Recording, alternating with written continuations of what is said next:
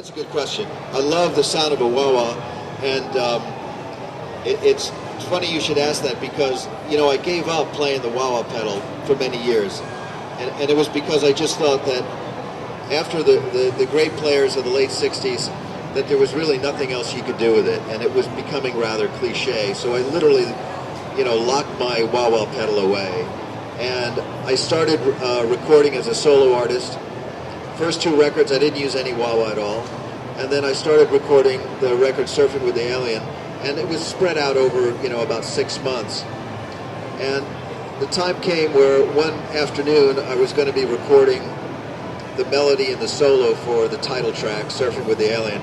And I'm thinking, how am I going to do that? I hadn't really thought it through. I knew what the melody was. I knew how the song structure was going to go, but I really didn't know what I was going to do with that song. And it was not yet the title track, so leaving my apartment, I, you know, glance over the pile of gear and I see the wah-wah pedal, all dusty, haven't used it in years, and I thought, maybe it's time to use the wah-wah pedal. So, just completely on a lark, I got back into using the wah-wah pedal, and I had no idea that doing that was going to make me stand on one foot for about 20 years on stages all around the world, because now I'm stuck with it, and I've got to play it. And it got me thinking again about wah-wah pedals and what other people were doing about it. And besides the obvious of having, you know, Hendrix and Clapton in your head playing the classic Vox wahs for many years, I was listening to Uli John Roth, who I thought was really getting more of a vocal quality to it, because when he played, he would play melodies. His solos were like melodies, and when he used the wah-wah pedal, it really did sound more emotional than just somebody trying to get a filter effect out of it. And I sort of was thinking about that over the years. Now, as I started with the prospect of touring a lot and using wah-wah pedals, I found, number one, they break down all the time. Number two, not two wah-wahs ever sound alike. So no matter what I did, my wah-wah sound was always changing, and it drove me crazy.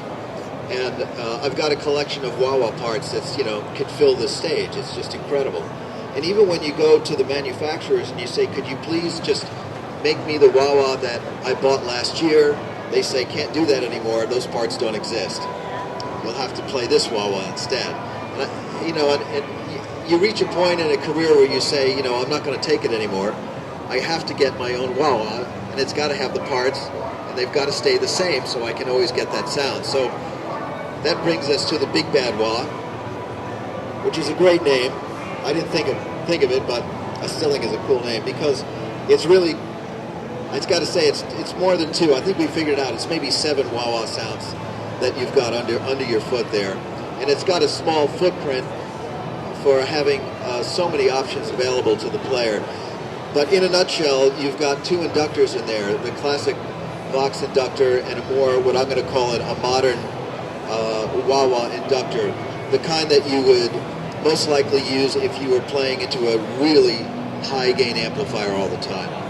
And the reason why I wanted that in there was because I noticed that the classic wah-wah sound was played into the classic amp setup, maybe a 100-watt Marshall with no master volume, just turned up really loud. So the throw of the wah-wah and the interaction with the input gain was something very special.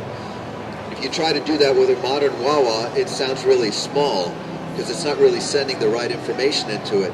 But then I found the reverse happened, that when you took a vintage wah-wah pedal and you put it into a diesel or a dual rectifier, that there was simply too much 2K.